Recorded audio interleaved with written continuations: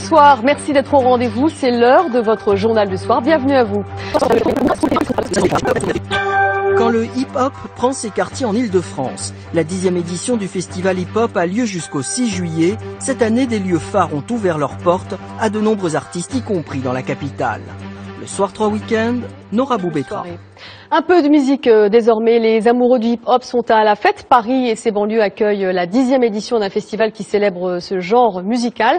Cette année, de nombreux lieux phares ouvrent leurs portes à de nombreux artistes. L'Olympia par exemple, mais aussi les quais de Seine où se sont rendus Claudine Gilbert et Yvan Beudin.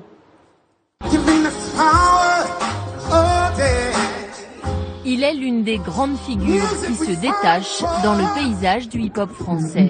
Sly Johnson, ancien du collectif de rap Saiyan Supakru, se produit désormais en solo.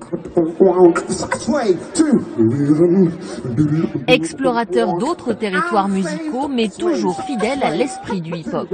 Il y a un état d'esprit qui est là depuis le début, qu'on entend un peu moins, qui est peace, love, unity, having fun.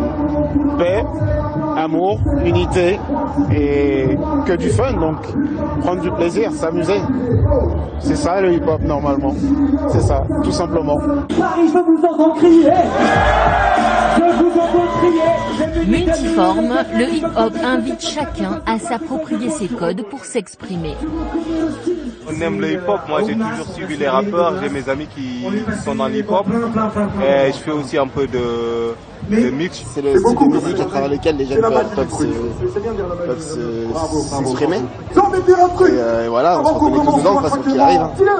Je pense pas que le style parle de ça. Il y a plein de gens qui sont plus ou moins jeunes, hein, vraiment. Il y a plein de gens qui ont la quarantaine ici, pas du tout. Mais vous voyez sur scène, les gens ont 40 ans. Hein.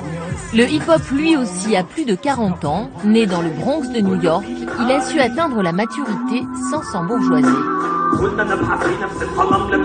Quand c'est en plus des courants de jeunesse, que c'est des courants de la périphérie, de la marge, forcément ça vient se choquer aussi à la culture de l'élite, au conservatisme.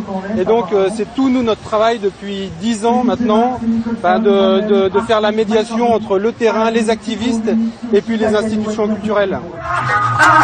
Ce festival mêle toutes les facettes de la culture hip-hop, rap, graffiti, danse, conférences et cinéma, et des artistes du monde entier comme ces rappeurs brésiliens.